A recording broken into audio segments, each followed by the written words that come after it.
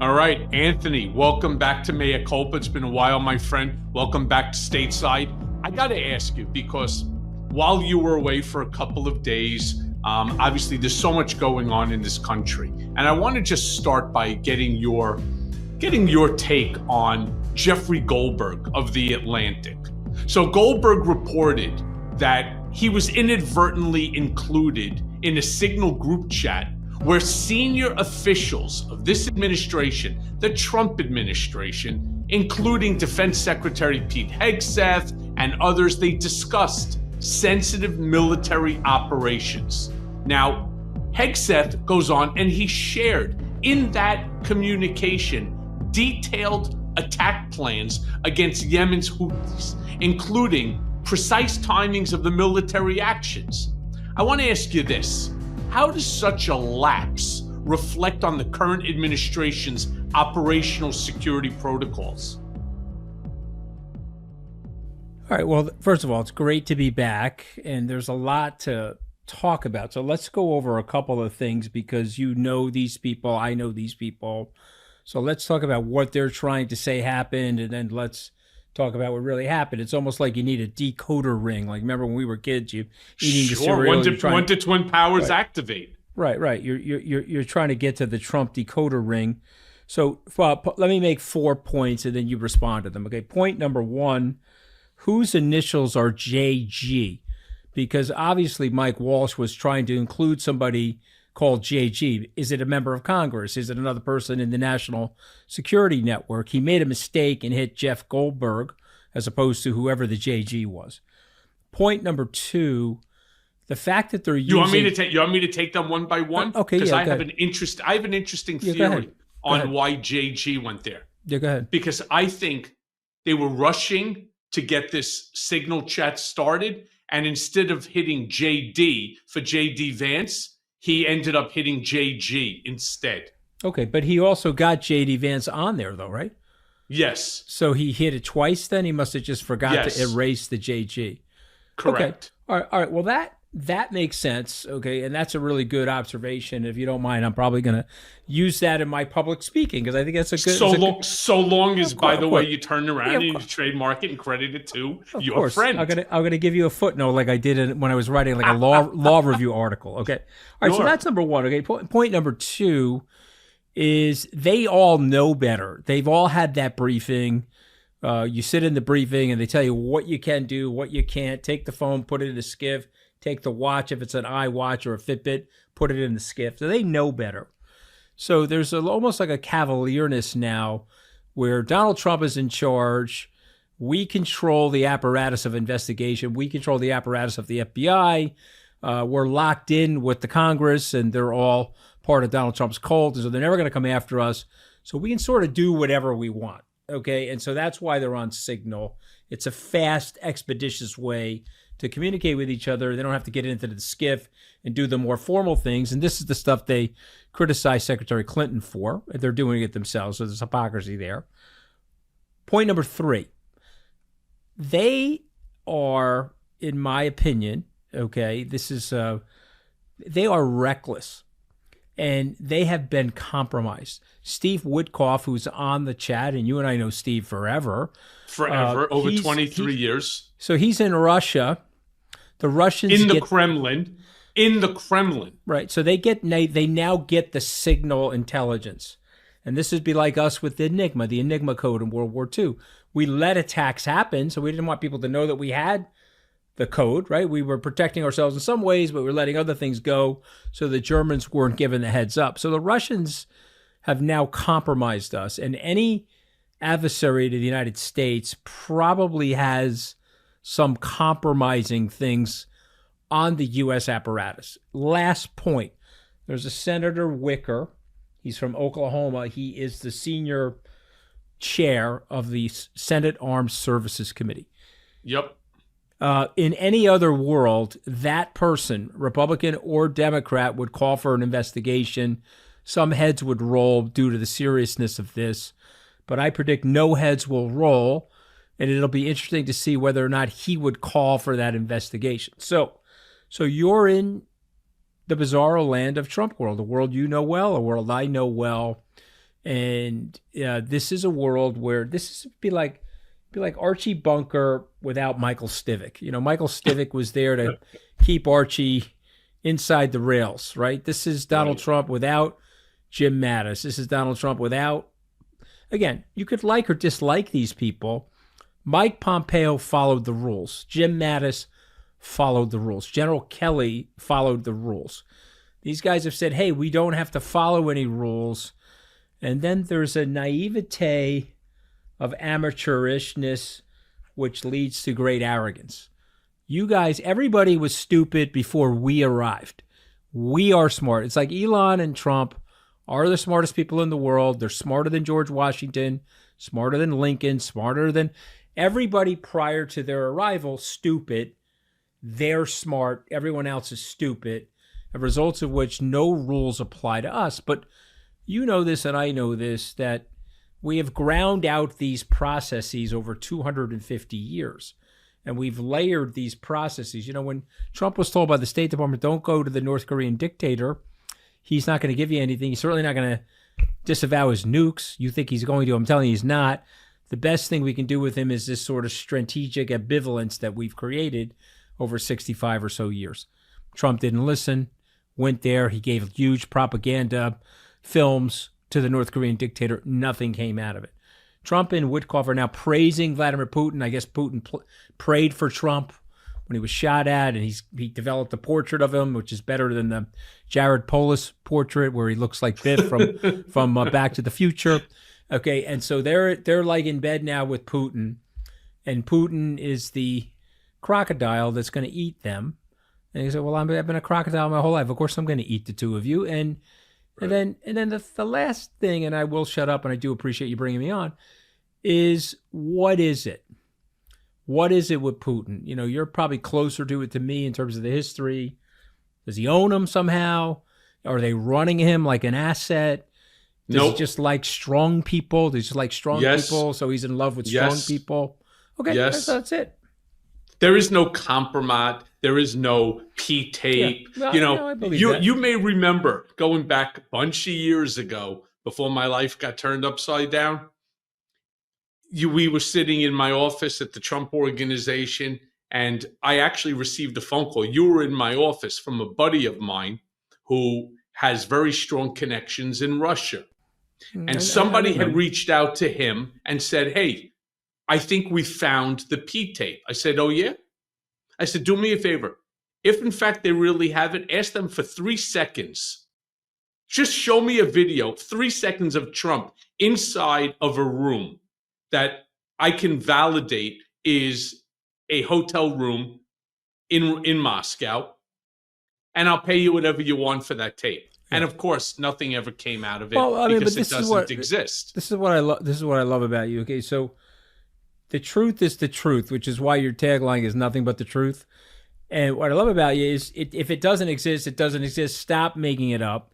Correct. You remember the campaign. We were not. We were barely colluding with ourselves, Michael. How the hell were we going to collude with the Russians? We're not colluding with the Russians. Did they help him? Maybe they did. Maybe they didn't. They were creating disinformation everywhere, which they're doing right now too. Right. So, but the issue now is one of hope, and I'm going to explain to you why it's one of hope. Trump can't fire these people, and let me explain to you why, and I don't want to get your reaction. They have passed the Trump loyalty test. Mike Walsh, whatever he voted with Trump on the J6 situation. He voted against the impeachment after J6. They've passed the Trump loyalty test. Rubio sort of really hasn't, but they have that lackey with Rubio, like a court stenographer following Rubio around to make sure that he sings from the MAGA choir page. Mm-hmm. But the rest of these people are in the tank for Trump, Lutnik, etc. So he can't fire Walsh because there's a very thin group of people, Michael, that are going to do that. Okay, there's not, Mattis is not going to do that. McMaster didn't do that. Who's going to be his next national security advisor? Let me. Am I wrong on that? Or you think I'm right about that? No, I think you're wrong. Let me take a contrarian position, something that you know as well. Let me start by saying the two of us might have been specifically myself, as top 5. You're certainly top 10 of the most loyal people that existed in Trump's life going back in 2016. You're incredibly loyal. Mm-hmm. Me, I don't even have to discuss it. Everybody already knows. I backed him up many times, Sure. I mean, I was probably the most loyal to him, even more so than his own kids during that time. He doesn't care about anyone or anything other than himself. And what he cares about right now is the negative press and how stupid this administration looks. Somebody's ass has to be fired. I do believe it will be Mike Walls. I think he is the first one that will ultimately go. I don't think Lutnik has a long life expectancy there either, because of some of the stupid shit that he's been saying. And, I know Lutnik for 25 years. I guarantee you he's another one that will ultimately go. And he's going to go simply because Social Security is a real issue, and the insensitive comments that he made are being picked up by the media and not being forgotten. And that if there's one thing that Trump has a hard time dealing with, is turning on the television and seeing somebody else, whether it's positive or negative. He sees that person, it irritates him, and that person will ultimately get shit canned. Okay, so let me test some more things on you, okay? Because this is great for me, if you don't mind, because I know you're going to use it in your top-rated podcast too. I did, of course, want to turn around and say, I heard that Senator Roger Wicker, by the way, has called for an inspector general investigation into the use of Signal by national security officials. I thought he had said that at a hearing, stating that. I heard him claim that. Yeah, but I think he claimed that the breach. And I think the quote was something like, raises serious concerns about the handling of classified information. Now, I'm with you on this. I don't think it's going to be a meaningful investigation. No teeth. There'll be no teeth to it. Right. And I don't think it's going to really change how sensitive information amongst this group of incompetents are going to handle things. But nevertheless, he did turn around and acknowledge that an investigation is desperately needed. You see, if I could offer, I know Howard super well, as you do, and from New York, etc., but he's not going to listen to me, certainly not going to listen to you, but if I could offer Howard some advice, I would say, calm down. You got this ridiculous overbite. You're trying to talk to Trump through the air. He doesn't like that. He doesn't like that. I know he doesn't like that. Calm down. Get off the air. Take a Stephen Mnuchin approach to your job. Do the job without any drama. Calm down. But he's out there beating a drum, and he's got this, he's brimming with overconfidence and brimming with arrogance, and it's not coming across well. And so what's happening is the media is coming at him, and they're going to try to harpoon him like he's Moby Dick. Am I wrong about that? You're 100% correct. If there's one thing that Trump hates, is when somebody tries to grandstand, which takes away even a second of airtime that should be, no matter how many times Howard is going to say Trump is the smartest, he's the best looking, he's the greatest president in the history of this country, maybe even more so than George Washington. There comes a point in time, and you know this very, very well, there comes a point in time that he's had enough. And when the comments that you are making are comments that supersede when Trump says something, he's getting out ahead of Trump. That is an absolute fucking no-no. And that is 100% the cause for an excommunication from this Trump cult. Right. And so Vance has also come across the line. He went on Rogan. Trump didn't like that. He then went on that Sunday morning show with Margaret Brennan, and he said, we're not going to pardon the violent J6ers. And so Trump said, fuck that. I'm now going to embarrass you, and I'm going to pardon all the violent J6ers. And he must have gotten those talking points from somebody. But back to Walsh. Who replaces Walsh then? If he's going to get fired. There's so many, Anthony, members of the GOP There's so many of them that have signed this loyalty pledge to him. They have ignored the Constitution. They have ignored the rule of law. They are following in Trump's commentary, which is we can do whatever we want. We control the White House. We control the Senate. We control the Congress. And we're even, as far as we're concerned, controlling the Supreme Court. We will do and say what we want. There are a dozen people like the Tulsi Gabbards, the Kash Patels, that he could easily call upon to take this position. Because, by the way, you don't need, Anthony, to have any experience whatsoever in order for Trump to offer you this job. I mean, look, here's another guy who you know. I know him also over 2 decades. John Phelan was announced that he is now the Secretary of the Navy. John Phelan has no military experience at all. I don't even think, like, I was part of the Boy Scouts for 3 days when I was like 8 years old, 9 years old. I don't think Phelan was even part of the Boy Scouts. He has, by the way, I don't think he's even a fan of boats. I know he's a fan of skiing, but I don't think he's even a fan of boats. Meanwhile, he's the Secretary of the Navy. This is a guy who ran Michael Dell's money. And I know John very well. John is brilliant, and he's also a quick study. But you really want somebody to be a quick study, to be the Secretary of the Navy? So you don't need somebody with experience in order to take over walls as national security. All you need is somebody who's a loyalist. That's what this group, that's what they run upon. It's not about competence. Okay. It's about fealty. All right. So what's going to happen, Michael? I think, like what happened in the first administration, there's going to be a massive turning of individuals, because even though that they are loyal, I do believe that Trump is just Trump, and he's never going to change, and nobody expects him to change. But there is going to be, somebody's head has to roll on this one. And again, I do believe that it's going to be Mike Walls. There's no doubt. It can't be Pete Hegseth. Not yet. Not yet. Because that position, as you just said, would be too difficult to replace. And it's just a miracle that Hegseth got, with all of his foibles. It's amazing that he was confirmed.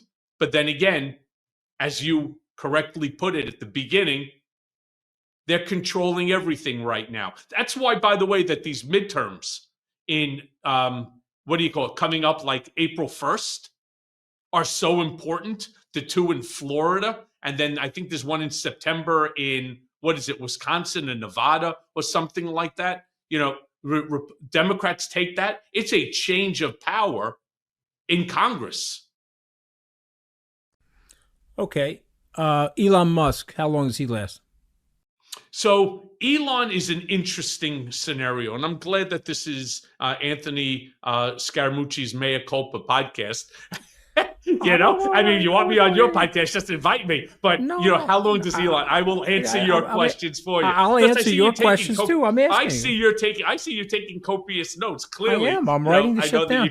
I have another question for you. Are they going to name Greenland Orange Land? I'm asking a question. I mean, these are brilliant questions. All right, go ahead. Elon Musk is also one who does not have significant longevity. Now, right now, you know this as well as anybody who knows Donald. It's all about Donald. And it has to always be about him. He is using Elon Musk right now. And there will come a point in time when that use has run out. Because Donald doesn't need Elon's money anymore. In fact, if Donald wants, he can take Elon's money. He could wipe Elon out tomorrow and do to him what his administration, in the first administration, did to me. They could lock his ass up. And everybody said, come on, stop it. It's not true. It most certainly is. You know the old expression, Anthony, you could indict a ham sandwich? He could easily, Trump under this administration, can turn around and put somebody on, like a Tulsi Gabbard or a Kash Patel, and they would turn around and say, he stole hundreds of billions of dollars from the American people with that $7,500 electric vehicle rebate that he paid somebody off. They'll make up all sorts of shit that you can't prove or disprove. He will use one of the courts that they have relationships with the judge, like what was happening in Florida with Judge Eileen Cannon, and they will ultimately hold Elon criminally liable. They will freeze his bank accounts, make him pay back $300-400 billion and wipe his ass apart. You see, Trump has zero loyalty to anybody else. Let me give you one of the best examples that's out there. Think about Mike Lindell, the My Pillow moron, right? This is a guy who had a horrible drug problem, who overcame a significant heavy drug problem and built up this pillow company where I think his net worth was somewhere in the ballpark of over $500 million. Just the other day, they're auctioning off a series of his pillow manufacturing equipment in order to pay expenses and obligations, liabilities. Where is Trump on any of this? Where is Elon Musk or any of the other mega billionaires that would write a check on the spot simply because Trump told them to? Where are any of them? And the answer is they're nowhere. Why? Because Trump has no use for this guy anymore. This, remember, was the idiot that was shelling out hundreds of thousands at a clip, millions of dollars in order to stay in Trump's orbit. For what? For a fucking Mar-a-Lago burger? Right? For a free diet fucking Coke? He lost everything. And I'm telling you, Elon Musk is no different. And that's why you see folks like Bezos and Zuckerberg, they're not acting like Musk. They're just acting in a way to try to save themselves and their billions. That's what it's all about. But if I may just continue and ask you a question here, right? So you have Trump. I do miss you, you bastard. I do miss you a tiny bit. I miss you too, my brother. Go ahead. Go ahead. So Trump dismisses the accidental inclusion of Goldberg in that Signal chat as a glitch. By the way, he claims that it wasn't a chat, that it was a phone call, and that Goldberg got so bored by the conversation, he hung up off the line. It goes to show you that the people, the enablers that are around him, either aren't providing him with any of the information, or he's just not even listening. But one way or the other, he doesn't even understand what the Signal app does and what it's all about. But he also emphasized that it was an isolated occurrence within this administration. I want to ask you your thoughts on Trump's characterization, or should I say mischaracterization, of this significant security breach. All right, well, let's go back to something that you and I both know, because I used to fly around with him. You did as well, 2016. Why are you saying that? It's not true. Oh, no, come on. If I say it enough, people will believe it.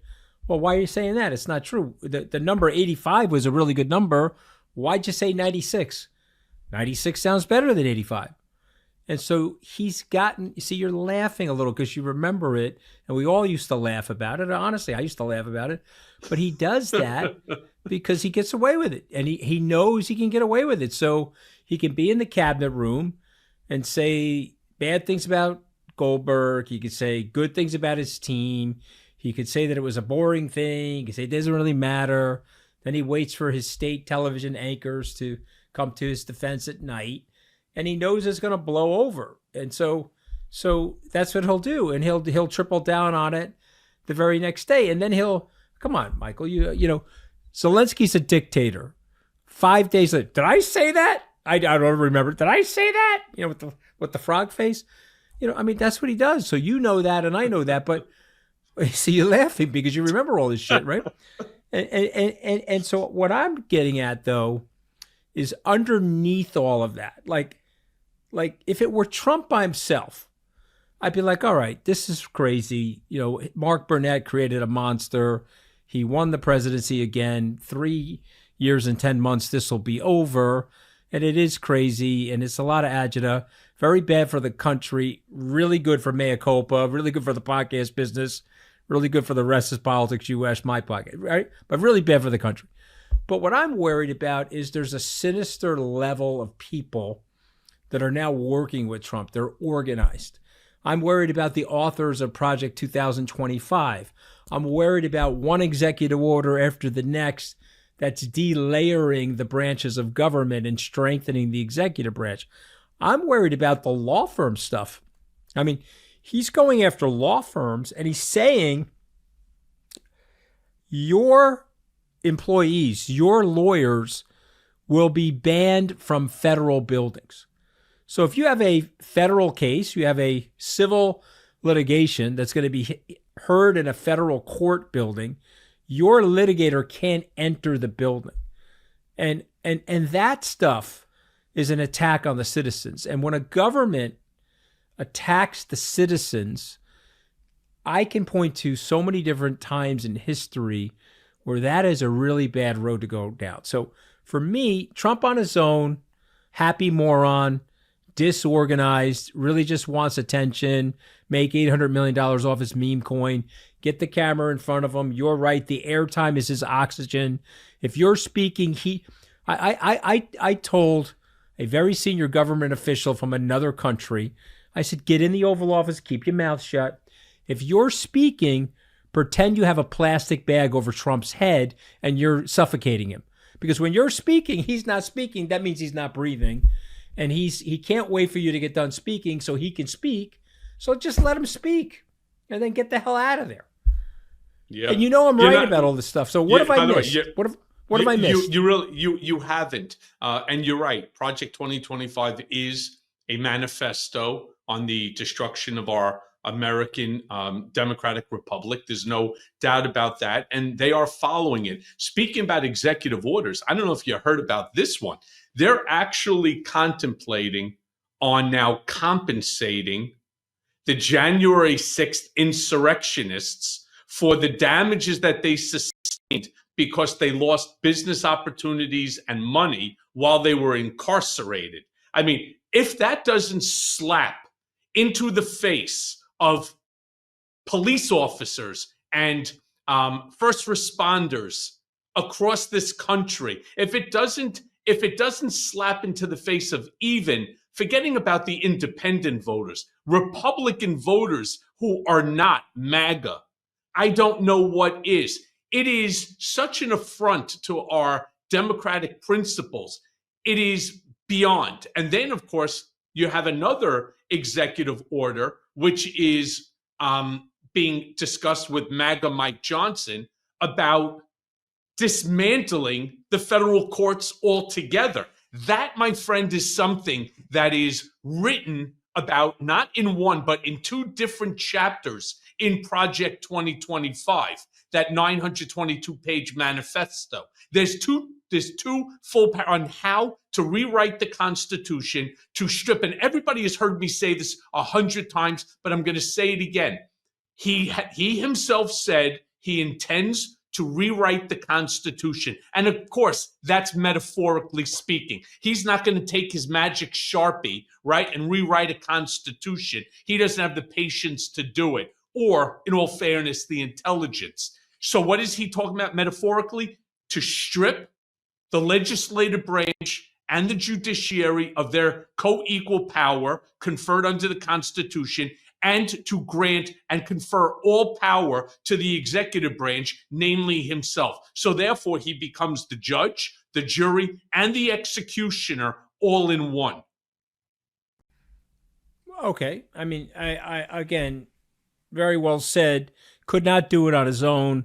Couldn't do it with Kelly and Mattis and McMaster or even Reince Priebus. Can do it with the clown car that he brought into the White House with him. He can definitely do it with this group of people. But I guess, so what does that mean, Michael? And the Democrats are like 6 different parties. They're disorganized, splintered into 6 different parties. Thumbs up their ass, the whole 9 yards. The MAGA has taken over the Republican Party, so there's no Republican opposition and there's no Democratic opposition. They can't even get along with each other, so they're going after each other. So that the best thing Trump has going for him is the disarray of the Democrats, or they're just going to let him do this without well, any you rebuttal? can say whatever you want, but I was watching CNN the other day, and Harry Enton came on, and he's the numbers guy, and he turned around and he showed, despite all of this chaos, despite all of this tsuris that's going on right now, Social Security, Lutnik's stupid comment, you got Pete Hegseth calling, where they're calling for his resignation because of the Signal chat. Mike Waltz, again, also because of the Signal chat. You have the attacks on the veteran administration and so on. And we can just go, I could spend the next 30 minutes talking about all the boondoggles that have come out of so far this just under 100 days or so, since Trump took office. His numbers, his favorability numbers today is higher than it was when he became president. Anthony, explain that shit to me. So I can actually. I mean, I have a theory and I want to test it on you. I think he is the greatest culture warrior of our time. I agree. I think he is the apotheosis of everything he assimilated from Fox News. He is a triggerer. He knows how to trigger liberals like nobody I've ever seen. The AI of Gaza, whatever it might be, the different the video of the Venezuelans taken to El Salvador. Yeah. Anything that he can do to trigger a liberal, he will do. If Scavino shows him something, this will trigger liberals, boom, it's up on the web or it's coming out of his mouth. So he is the Napoleon.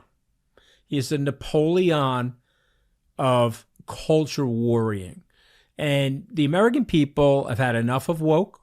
The American people have had enough of the DEI, although I actually think Waltz and Hegseth are DEI in some ways, okay, because they're now favoring dumb white males.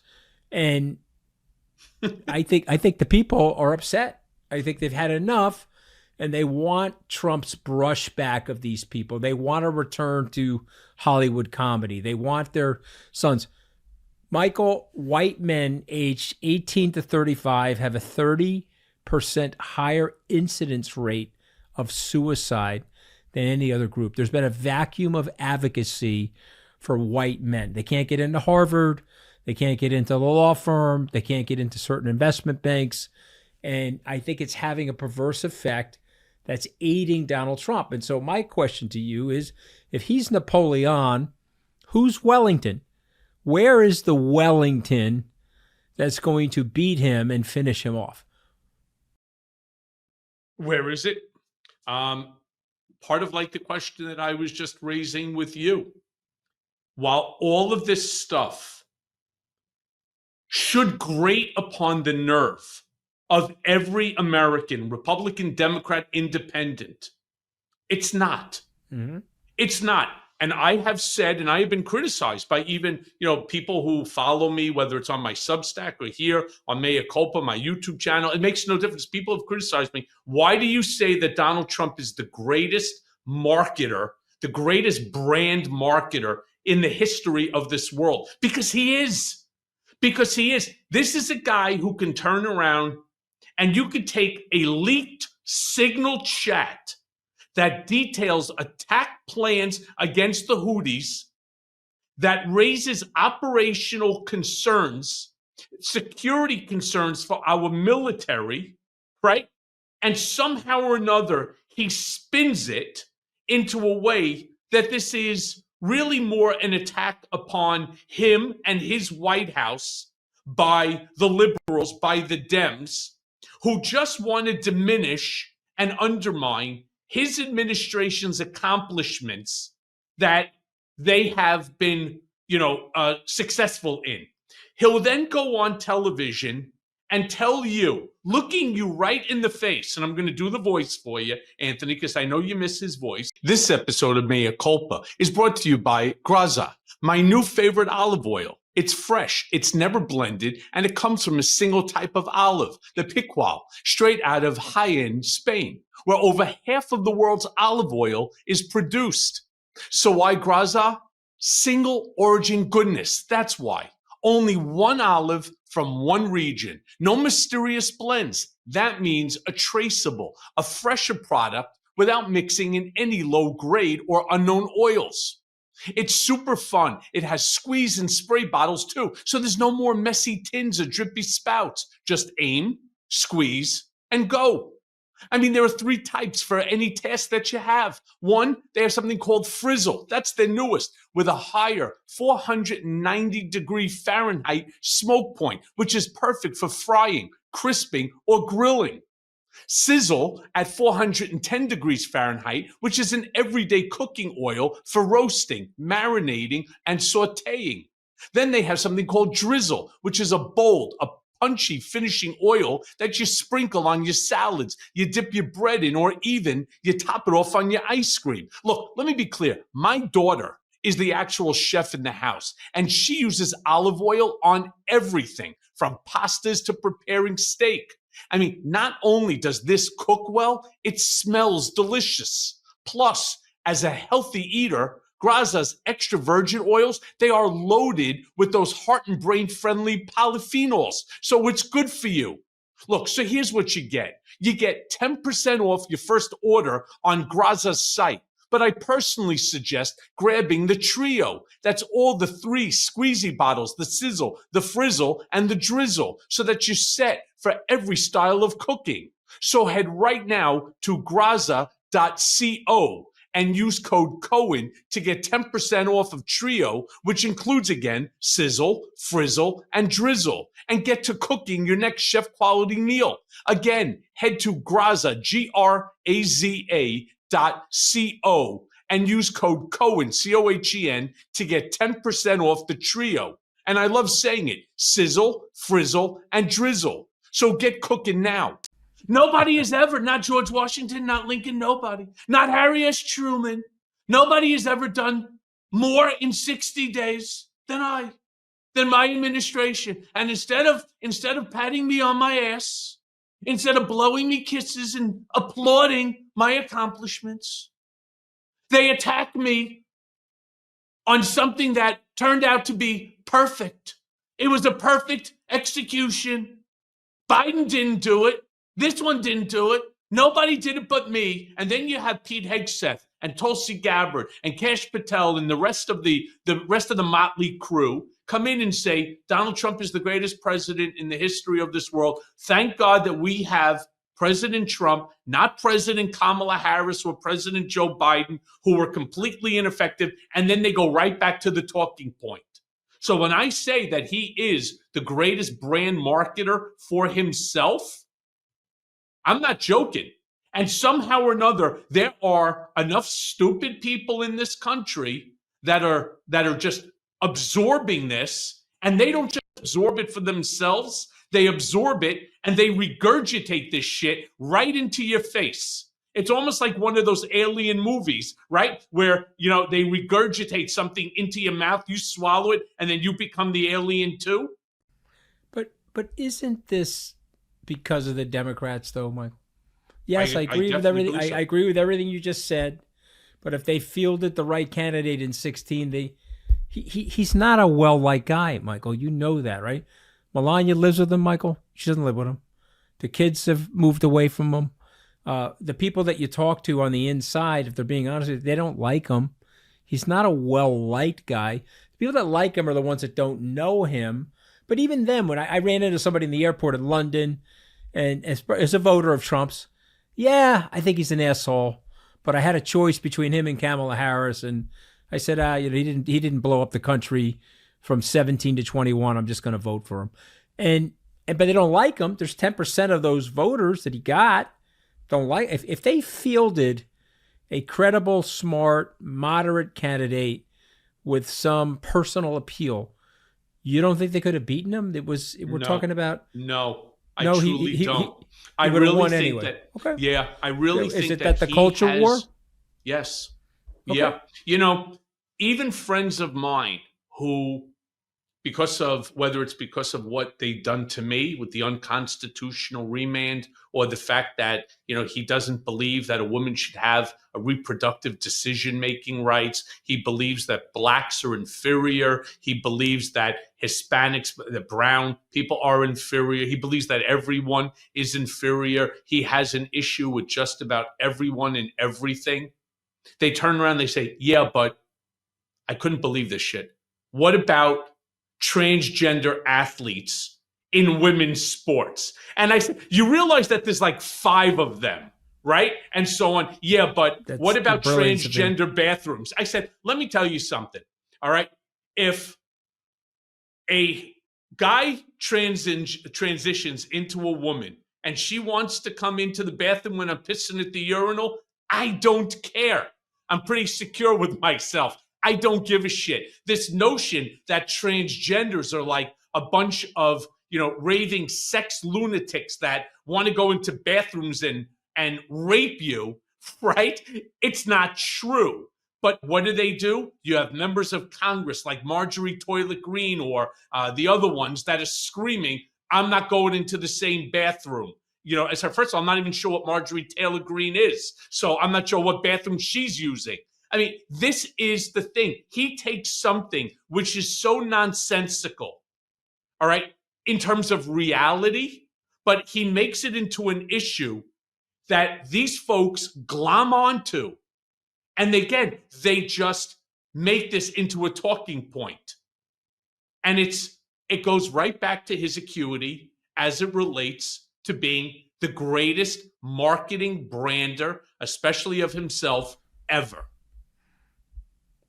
I have to accept what you're saying. And Ken Martin, by the way, better get his shit in gear. He better start speaking to people like you and me and the guys from Lincoln Project and Midas Touch. He better start speaking to people who actually know how to fight Trump, because in the end, he's basically going back to the old Democratic playbook, which is, oh yeah, Anthony, do me a favor. Can you send me a check for $5,000? Can you send me a check for $15? We're desperate. Did you get that email too from the Democrats? We're desperate. No, send us $15. No, I got it, but they don't like us, by the way. Just so you know, they're if they were smart, they would form a new party, like a pro-democracy party with the word Democrat in it, right? The pro-democracy, pro-American party. They would reach out to people like you and others in the non-Trump space that are centrist or even right-leaning, and they would form a much bigger party. The Republicans were a new party in 1856. They stole people from the Democrats, and they stole people from the Whig Party, and they killed the Whig Party, and they elected Abraham Lincoln. And they could form a new party, and they could create a move on Trump where, there's a group of people, Michael, I'm with you, current Democratic narrative, he's going to beat them. But there is a group of people that if they retooled and reformed themselves and had a more moderate message, I think they could beat him. Yeah, listen, I'm with you. They're not going to do that, but I'm just saying that's what they should. But I'm with you on that, because I believe that he is beatable, but you have to stay on message, and they can't have 30 messages by 50 different messengers. I mean, you have Mark Cuban going one direction. You had Liz Cheney going another. You had Jamie Raskin going one way, followed that by Eric Swalwell. Then you had this one and that one, and Anthony Scaramucci and Michael Cohen and Ben Meiselas. Then you had all these different people making comments, and we were all on different narratives, even though some may overlap. Whereas the one thing that Trump and this Republican Party are doing very well, every day, you remember this, they put out talking points. And it was those talking points that you must stay on. I must say that Anthony Scaramucci is the smartest guy ever to walk into any room. That Anthony Scaramucci is actually Superman, tall, right? Disguised. I'm tall. I'm 6'3". 7'2", and that you sent it for the New York Knicks, and just keep saying it over and over again until the lie becomes the truth, which of course, as we all know, was a Stalin-esque approach. But you brought up something that I actually want to touch on. I can't let it go. It's these executive orders. You and I actually had spoken offline a while back before even all the nonsense, the fire hose of stupidity became apparent, that they were going to put out like 200 executive orders so hard and so fast that there's no way that the courts or anybody could keep up with it.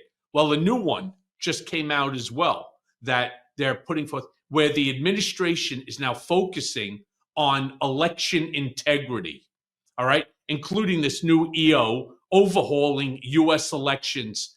I want to ask you, how does this security breach and other stuff affect the credibility of this initiative? Well, it's so complicated. It's so complicated because the African American community was given the right to vote after the Civil War. They didn't vote because people got their addresses, people got their IDs, they went to their houses, they set their children on fire, and they lynched the parents. And that was a warning to other African Americans in the area: don't vote. Mm-hmm. So the voter ID thing, historically over 100 years, has been tinged with this problem. Now, Trump and Musk and these other guys, on a superficial level, show me your ID, you get the right to vote, only U.S. citizens should be able to vote, all that stuff makes sense to the average American. But what I am saying is what is really going on in the system still, which is why, if you're a progressive, if you're why you want to promote the ability for African Americans to have their right to vote in certain areas of the country, you would leave out the voter ID. And by the way, my local electioneers out here on Long Island know the people. They know the people who are here. They know the citizens. They don't need the ID. Now, there's if someone heard me and the conservatives, be great pushback, and they want the ID because they know it will limit non-white voters from showing up at the ballot box, and that's the reason that they want it. So to me, it's almost a disavowal of the Civil Rights Voting Act, what Trump is doing. And so I would, if I was at the NAACP or I was at American Civil Liberties Union, I would challenge that executive order because you know the rules. An executive order can hold if it's not against the Constitution. And if it's outside the ambit of the Constitution, it can be challenged and it can be revoked. And that one, I think somebody's got to go after. Now, maybe you say, look, the courts are rigged and it's a right-leaning court, and they'll say that it's, you got to have the ID. I don't know, though, because there's a lot of those justices are originalists. A lot of those justices, I don't know if they really want to break the Constitution for Donald Trump. I think that's the question of our time, Michael. Is there a group of judges that want to break the Constitution, have their tongues come out of their mouths like twisted pretzels, and lie for Donald Trump in court decisions? They really. Well, I'll tell you one thing. The woman in Florida did that. Right. Mm-hmm. Eileen Cannon. Yeah. But I will say that Amy Comey Barrett is not playing that game, and he's pissed at her too, and he's made it crystal clear that he didn't like the fact that she ruled against him, which changed it. But he still had four of the 9 Supreme Court justices siding with him on something that any 5-year-old knows is wrong. And it didn't make a difference. They voted with him anyway because they are not constitutionalists. They are not acting like Supreme Court. They're acting like loyalists. And that to me is a big problem. But, you and I know how Washington works. Sometimes the thing is going to win. Person's going to win, so you vote again. These guys horse trade with each other. Like, okay, look, for my constituents, I got to vote no. You've got 3 votes yes, so I'm going to vote no to protect me and my constituents, even though I want the yeses to win. You see what I mean? Yes, but not with the Supreme Court, Anthony, because they have that lifetime appointment, as do the federal court judges. So they're not supposed to be horse trading anything. But they don't want the political pressure that now is being exhorted on them by Donald Trump. You're not talking about a normal president. Obama accepted what came out of the court. Bush accepted. Al Gore Yep. accepted what came out of the court. This is not a guy that does that. Yep. This is a norm breaker, you know. You're right. So since we're talking about the judiciary, let me ask you this, because the GOP has started a campaign of attacks on the judiciary, including a suggestion to eliminate certain federal courts. And yet, the party's stance on checks and balances within the government, these GOP loyalists, they're like, well, if Trump thinks that that's the right thing to do, you know what, maybe he's right. These judges are no good. And by the way, I'm the first one to turn around and to say some of these federal court judges are motherfuckers and they don't care. It's like they're lazy. They bought their way into that federal judgeship. But I still don't want to see checks and balances destroyed, as we talked about before, with the metaphorical rewriting of the Constitution by Trump, where all power gets conferred to him and his cronies. No way. I think you're right. I miss you, Michael. This is a good conversation. I miss these conversations. Well, Liz, but I'm still trying to get an answer from you. You know, how do you think that this is going to influence the party's stance? I'm in the camp. The party's over. I'm in the camp that this is a cult now, and this is the MAGA cult, and they're not. But whatever Trump wants, they're going to give him. And so as long as in the next 2 years, where he wakes up on, look at what he did to these guys. He said, no TikTok. And he got all these guys to vote against TikTok. Then the TikTok people gave him a little bit of money. And they said, look, we're going to switch the algorithm and try to help you with the young vote. I'm for TikTok. And now people go, you told us not to vote for it. Well, now what do we do? Oh, no, we're voting for it. Okay, we're for TikTok.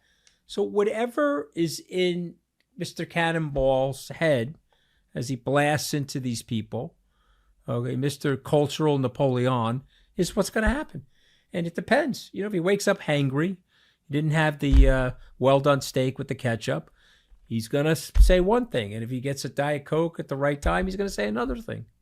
Andy, do you remember going back? Wrong? You're right. No, you're not. And that's the saddest part. You remember going back in 2016 when you first started getting heavy into crypto.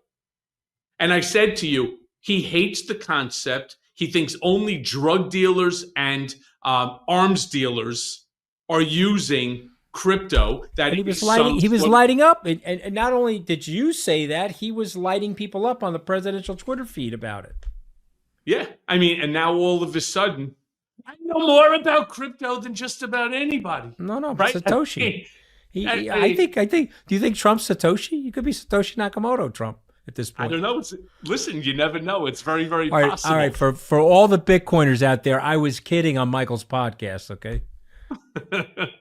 Exactly. Meanwhile, I want to jump back into one of the attacks on the judge. I'm talking about Judge Boasberg. He's obviously been a massive target of GOP criticism. How do you think that this, for example, the signal chat controversy, how do you think that it impacts the judiciary's role in overseeing executive actions? So it's such a great question, and I think they need backup.